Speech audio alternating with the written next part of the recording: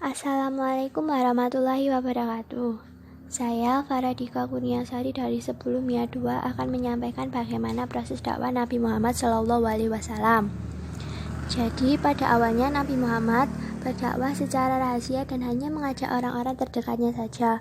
Orang pertama yang menerima dakwah Nabi adalah Khadijah, istrinya, kemudian Ali bin Abi Thalib, dan Zaid bin Harithah bekas budaknya. Sementara itu, laki-laki dewasa yang pertama memeluk Islam adalah Abu Bakar. Melalui ajakan Abu Bakar, beberapa orang menerima ajakannya, yaitu Utsman bin Affan, Abdurrahman bin Auf, Ta'ala bin Ubaidillah, dan beberapa penduduk Mekah turut pula menyatakan keislamannya dan menerima ajaran yang dibawa oleh Nabi Muhammad SAW. Kegiatan dakwah secara rahasia ini berlangsung selama 3 tahun. Setelah perintah Allah Subhanahu wa Ta'ala turun melalui surat Asy-Syura ayat 214 sampai 216.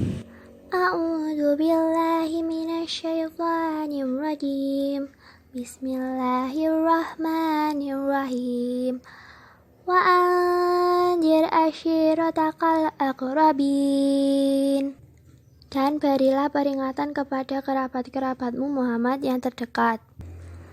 Fahfid janahaka limanittaba'aka minal mu'minin. Dan rendahkanlah dirimu terhadap orang-orang yang beriman yang mengikutimu.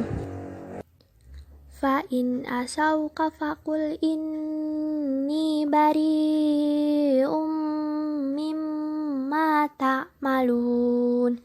Kemudian jika mereka mendurhakaimu, maka katakanlah Muhammad, sesungguhnya aku tidak bertanggung jawab terhadap apa yang kamu kerjakan. Dan surah Al-Hajar ayat 94. Alladzina ya'aluna ma'allahi ilahan akhar fasawfa ya'lamun. Maka sampaikanlah Muhammad secara terang-terangan segala apa yang diperintahkan kepadamu dan berpalinglah dari orang yang musyrik. Lalu Nabi Muhammad SAW pun melakukan dakwah secara terang-terangan atau terbuka. Nabi Muhammad mengumpulkan keluarganya di rumahnya. Setelah selesai makan, ia pun menyampaikan maksudnya. Tiba-tiba Abu Jahal menghentikan pembicaraan Nabi dan mengajak orang-orang untuk meninggalkan tempat. Keesokan harinya, Nabi kembali mengundang keluarganya. Setelah makan, Nabi pun menyampaikan maksudnya dan kembali. Abu Jahal mengacaukan suasana yang mereka hadir pun tertawa. Dalam keadaan riuh itu, Ali bin Abi Thalib bangkit dan berkata, "Wahai Rasulullah, saya akan membantu Anda. Saya adalah lawan bagi siapa yang menentangmu."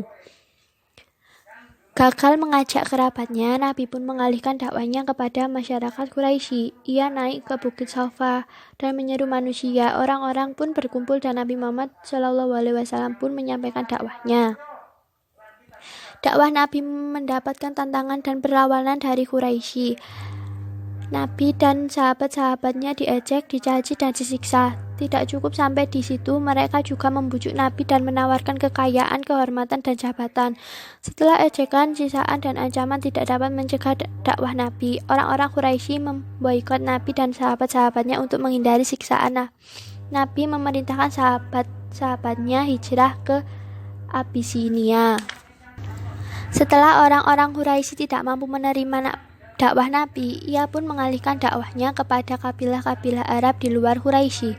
Nabi mencoba mengajak orang-orang Taif, namun ditolak, bahkan diejek, diusir, dan dilempari. Nabi tidak putus asa, ia terus menyampaikan dakwahnya kepada kabilah-kabilah Arab yang datang berziarah ke Mekah setiap tahunnya.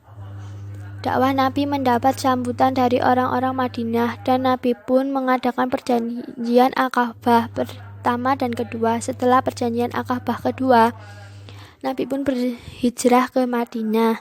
Dakwah Nabi di Mekah berlangsung selama 13 tahun. Selama itu, Nabi menanamkan nilai-nilai tauhid dan mengajarkan akhlak mulia. Nilai-nilai ketauhidan ini membuat Nabi dan sahabat-sahabatnya tangguh menghadapi berbagai kesulitan dan rintangan serta tetap bersemangat menyampaikan kebenaran. Itulah perjalanan dan proses dakwah Nabi Muhammad SAW yang penuh rintangan dan godaan. Sekian, bila ada salah, Lebihnya saya minta maaf dan wassalamualaikum warahmatullahi wabarakatuh.